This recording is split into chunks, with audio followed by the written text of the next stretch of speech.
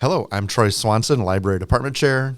And I'm Tish Hayes, the Information Literacy Librarian. And we are doing an overview of the upcoming One Book, One College program on Ursula LeGuin's The Dispossessed for the 25-26 academic year. Tish, could you start us off by telling us about the book? Absolutely. In The Dispossessed, Ursula Le Guin portrays two contrasting worlds. We have Anaris, which was founded on anarchist principles, and Urus, which is entrenched in capitalism, and it should look real familiar to most of you. It's pretty much a stand-in for Earth. So Anaris was founded by a revolutionary from Urus 150 years before the novels start. And we get to know both worlds through Sept, a citizen of Anaris, and a physicist working on theories of like quantum physics that are far beyond the comprehension of his peers on his planet.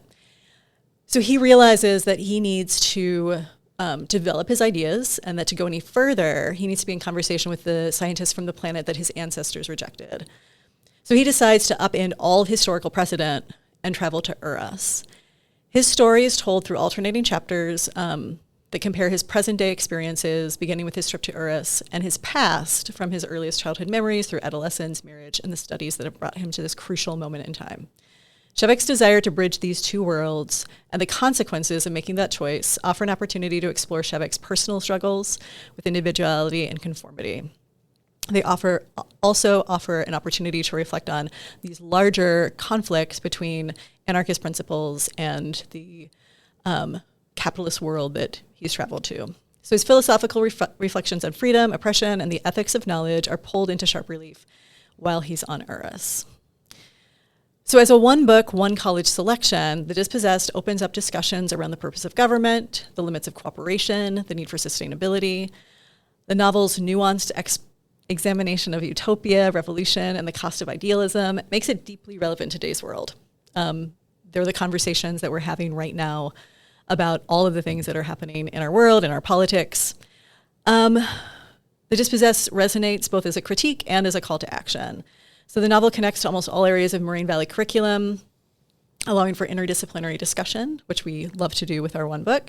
And it's also just an important novel. It's one of Le Guin's classic works. It's received the Hugo Award for Best Novel and the Nebula Award for the Best Novel. The Dispossessed is also set within a universe that includes The Left Hand of Darkness, another Hugo and Nebula winner.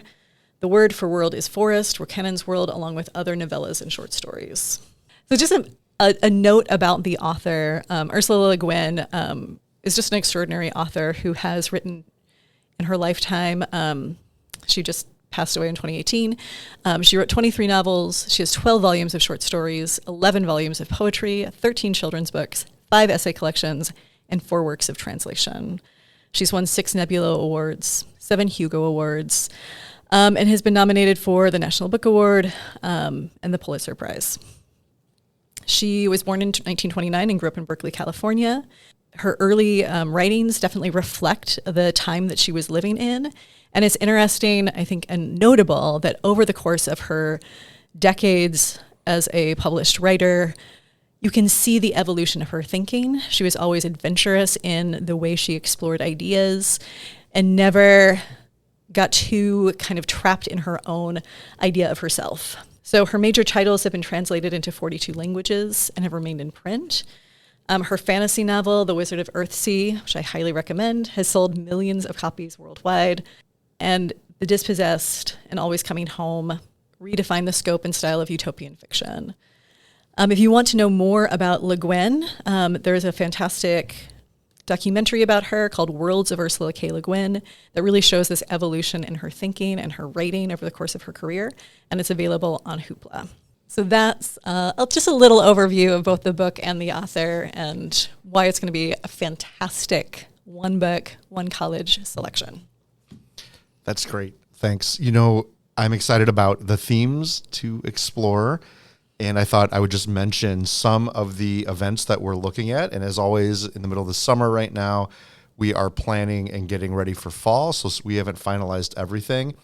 But I did want to take note that we are excited to welcome Rebecca Johns-Trissler, who is the Director of Creative Writing and Publication at DePaul University. She is an expert in LeGuin and LeGuin's writing. She will give our opening talk on September 9th, which is a nice opportunity for our students to hear from a scholar who spent her career looking at this work and kind of opening our eyes to how it will work. Along with that, we have a scientist, Dr. Azton Wells is his name, from Argonne National Laboratory. He's an expert in artificial intelligence, so thinking about the responsibility of the scientist, which is a core theme within this novel. He will be coming to give a talk about AI. We are working with some of our math faculty, some of our philosophy faculty, to organize some panel discussions and to think about how this novel can interact with our curriculum and topics that we already talk about. We are also thinking about welcoming Heather Willis, who is a director at the Workers Center for Racial Justice in Chicago. One of the themes of the novel is thinking about classes and how the economics of society impact how people live. And Heather and her team do a lot of work on the south side and into the suburbs. And so we thought it'd be great to have her come under this theme and talk about some of that work. So we have not finalized that date yet, but we will be sending that out. As our faculty members know, we will send out a full schedule of events to everyone on campus once it's set. You can also go to the library website and look up our coming events. And Tish, I know I mostly was going to talk about the one book, but I also wanted to mention that we are starting a series on the 250th anniversary of the American Revolution, which is very exciting. Very exciting. Wow. And so we will have a couple events this fall from our historians and political science faculty looking at that. And we are planning for a 2-year series, probably a couple events each semester, exploring and understanding the meaning of 250 years of the American Revolution, which is a good opportunity. So thank you, everyone. We look forward to you joining our conversations. And thank you, Tish, for the great overview.